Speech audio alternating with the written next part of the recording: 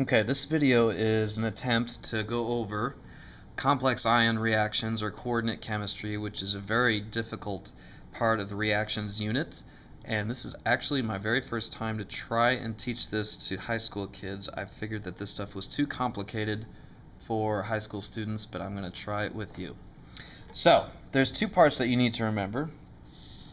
There's going to be the complex ion metal, which is going to be either iron, cobalt, nickel, chromium, copper, zinc, silver, or aluminum. And then there's something called a ligand. You've got ammonia, cyanide, hydroxide, and thiocyanate. Okay? Typically, the general rule is the number of ligands will often be twice the charge of the metal ion. Let me highlight that. The number of ligands will often be twice the charge of the metal ion. For example, a typical coordinate complex is something like this.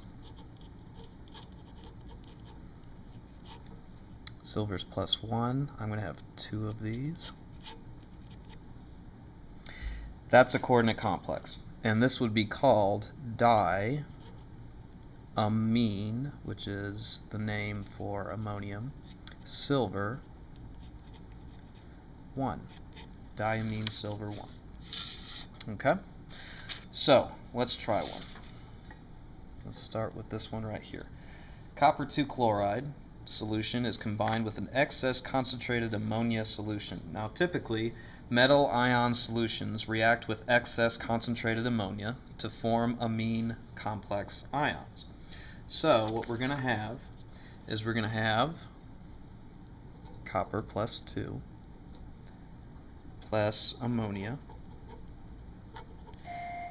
and that's my phone ringing, and that's going to make copper ammonia right there.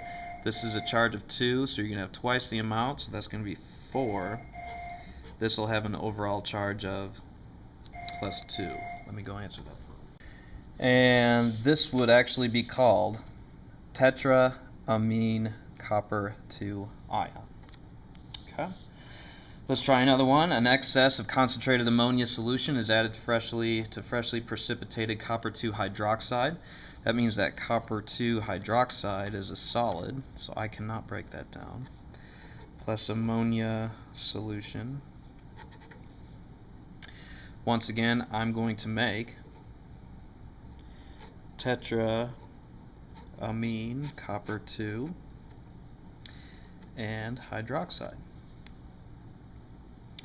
Of course, I need to balance that there and then that there. Okay. Here's another one. Excess sodium cyanide solution is added to a solution of silver nitrate. Alright.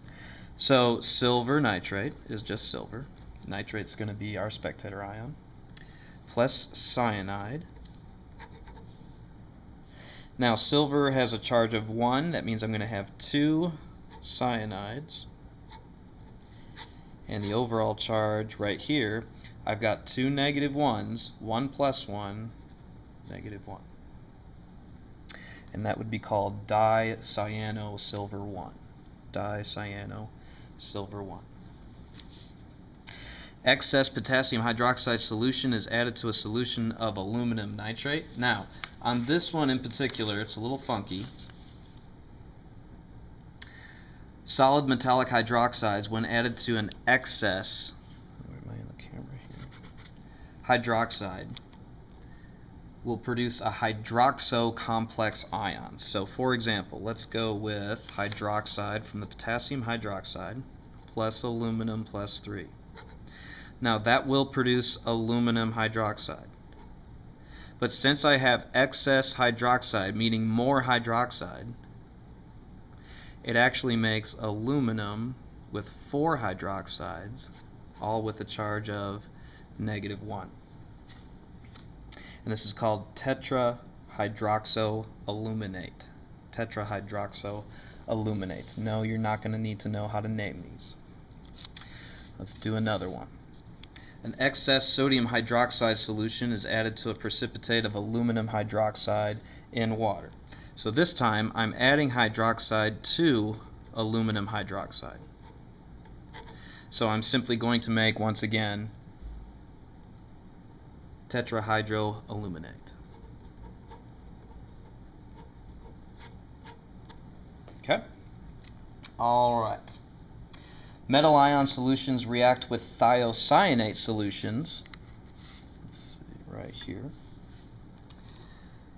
to form thiocyanato complex ions. So this one is going to be thiocyanate, and no, I don't expect you to know that one. We're going to actually use this guy quite a bit in the next unit.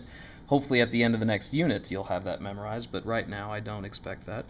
Plus iron 3, that's going to make iron, has a charge of 3, so we're going to have 6 cyanatos, right? There's that charge. This is -1, this is +3, there's 6 -1s plus 3, this is -3. Hexathiocyanato iron 3. Hexathiocyanato iron 3. Alright, a couple more. Let's see here. A solution of diamine silver chloride is treated with dilute nitric acid. Okay, complex ion solutions treated with strong acids results in a free metal ion or a metal precipitate and a ligand. So on this one, we're going to start with diamine silver 1. Here's my diamine silver 1 and chloride plus a strong acid. This is going to make a precipitate, and this is going to be ammonium. The nitrate is a spectator ion. Can you guys see that? There's my ammonium. So once again, I've got diamine silver 1 chloride plus an acid. The chloride and silver make the silver chloride precipitate. The hydrogen and the ammonia makes ammonium. Let's try another one. Excess dilute nitric acid is added to a solution containing tetraamine cadmium 2 ion. So I'm going to add an acid to cadmium tetraamine, and it's +2. This and this is simply going to make ammonium, and then cadmium will let go of the amine and just become cadmium 2. Alright, and I will save this Lewis acid-Lewis base problem for later. I'll explain that one in class. This stuff is extremely complicated stuff. I understand that. This will not be on your test. I repeat, it will not be on your test. It is something, however, I wanted to go over just in case it came up on your AP exam. We'll practice this tomorrow.